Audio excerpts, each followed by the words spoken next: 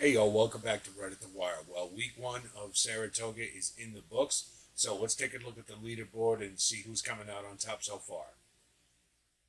Okay, so let's take a look at Saratoga after week one and take a look at the leaderboard. The top trainers, no surprise, Linda Rice. You can just see she's killing it. Everything she's touching is turned to gold.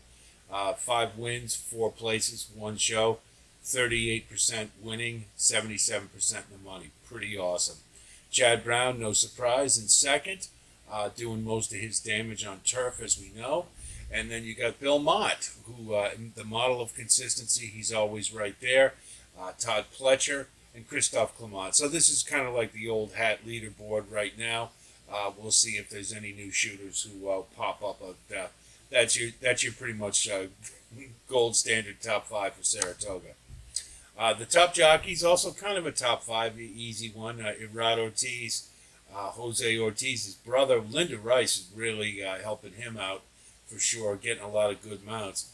Flavian Pratt doing a great job, particularly on the turf. And then Javier Castellano, just continues with a great year. And Luis Saez has found his game again after he was slumping a little bit at Belmont. So it's nice to see him back in the action, back on board. And here are our top owners, and it's really important to pay attention to these groups, particularly guys like Roddy Valenti, who really love to win at Saratoga, and of course Klarovich Stables. That's Chad Brown's A customer, but really important to pay attention to these because these are the units that have the better stock and are going to be more competitive in a lot of races. So number one is Winning Move Stables. That's Linda Rice, so that's no surprise. Windy Lee Farm. Lindy Farms, Klarovich Stables we talked about, and then Reagan Jack Racing, who I'm not really that familiar with, to be honest, but they've had 2 starts and have been in the money in both, so we'll pay attention to them for the rest of the meet. So now we take a look at the jockey angles, and this is just for the main track. In sprints, you can see the old master, Johnny Velasquez, is up at the top right now, and Kendrick Carmouche, a name that you don't normally see on the leaderboards, but he's a really aggressive sprint rider, and he's been doing really well to start the meet, so we'll keep an eye on him. Of course, Javier Castellano, Dylan Davis is another one who was really starting to heat up at the end of the Belmont meet and has continued on. And Irad Ortiz, of course, no surprise there. He makes every top five for jockeys. And the roots, we see Jose Ortiz mainly benefiting from Linda Rice. And Joel Rosario, who's really starting to pick it up again. He'd been, this has been just kind of a nightmare year for him, up and down and up and down. And we chided him so much this year for his riding, but he's definitely back in the swing of things at Saratoga. Rod Ortiz, of course, no surprise, Flavian Pratt, and Ricardo Santana. And he's a jockey who we saw down at Ellis Park who was really hot.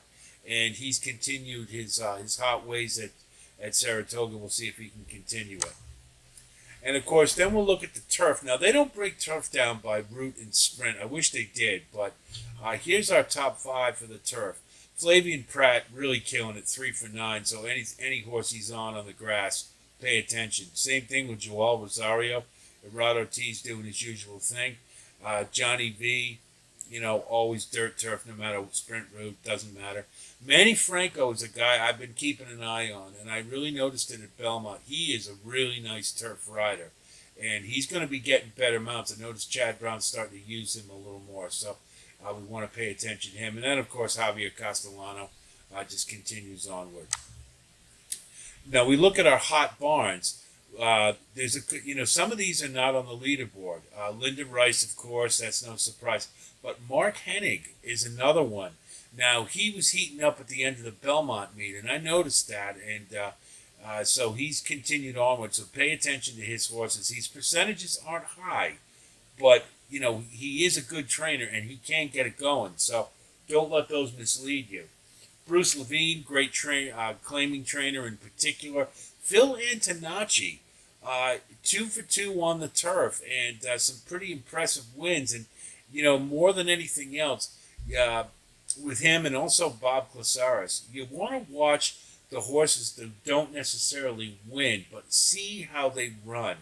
And more importantly, if they get into the money. So it's not always important to win to tell, to see if a barn's doing well. And so those are a couple of guys that if you just watch every course they have in and see how they do, that'll give you a good idea how well their barn's going. But those are two smaller guys who are doing really well right now.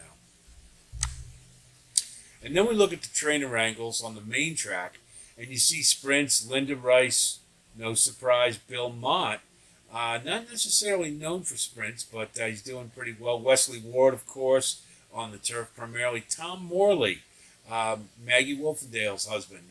He is he's always been a good trainer. He's a little bit under the radar, but his barn's going pretty well, so we want to pay attention to him. And of course, Ray Handel, whose barn was really hot at Belmont, and he seems to be in good form for Saratoga as well. On routes, once again, Linda Rice, no surprise, Chad Brown, Bill Mott, Todd Pletcher, and Mark Cassie. Was a little unexpected that his barn would be doing as well as it is, but he's factoring routes, sprints everywhere, so he's one to pay attention to.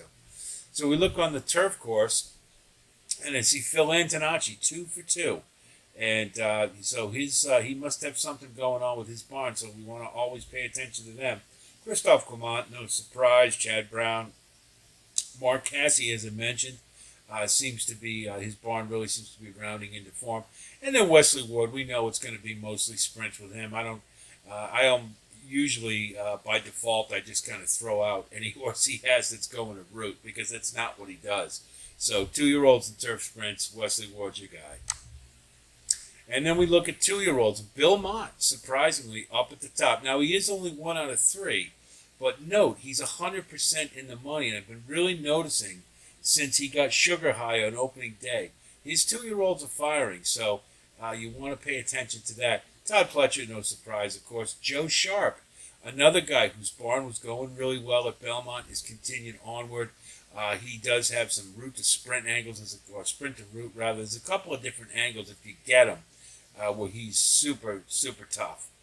Gary Contessa, he's restarting his barn. He was Mr. New York bred for years on the New York circuit, and kind of got away from it for a little while, and he's come back. So he's got all 2-year-olds right now for the most part.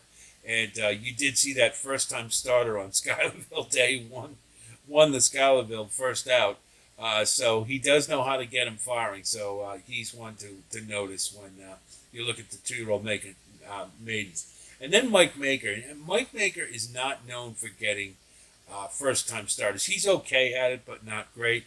But notice, he doesn't have any wins, but 2 out of 3 of his 2-year-olds were in the money. So he's not one you want to discard lightly. So just something to keep in mind there. So that's the leaderboard. It's usual suspects for the most part in all the categories, but it's nice to see some of those smaller barns penetrate, like Phil Antonacci. He's a guy, he's been around Saratoga for a long time, New York circuit, and he's really hot to start this meet, so I hope it continues for his sake. Another couple of ones to look out for, as I mentioned, Mark Hennig, and we saw him at Belmont. His stable was starting to heat up. It was just the way they were running. You know, you didn't necessarily have to win, but they were in the fight all the time, and that's a good way to indicate or to tell when a barn's going to be hot when they get to the bigger meets. And so he's ready to roll at Saratoga for sure. Phil Bauer is another one. Rigney Racing. He places his horses very well. Did really well at Saratoga last year, and I won't be surprised when he starts heating up pretty soon. So a couple under the radar to take a look at and look out for. If you want more content, of course, you can go to our website, rightatthewire.com, and there's a lot of good opportunities for you. Some in-depth analysis on the 2-year-olds, as well as the daily race cards. And for those of you who like the weekends, the Weekend Warrior. So there's go check them out. I think it'll be to your liking. We will continue with our weekly statistical update of Saratoga. So we've got week 1 in the books. We'll be on to week 2 next week. And, of course, we'll do our daily stakes play. I'm laughing because the Smithwick is on Wednesday.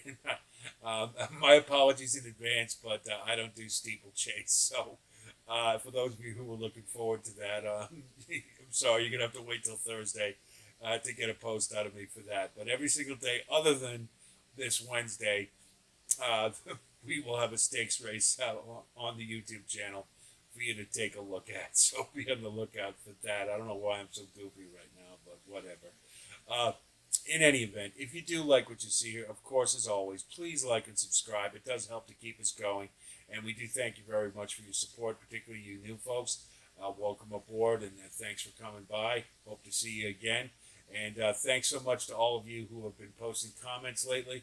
Really appreciate it. They're always positive and they're very supportive. And I can't tell you how much that means to me. It means an awful lot. So thanks so much for that. It's a lot of hard work doing this stuff. So there'll be more content from me later on this week. So I'll be talking to you in the very near future. And until then, be well.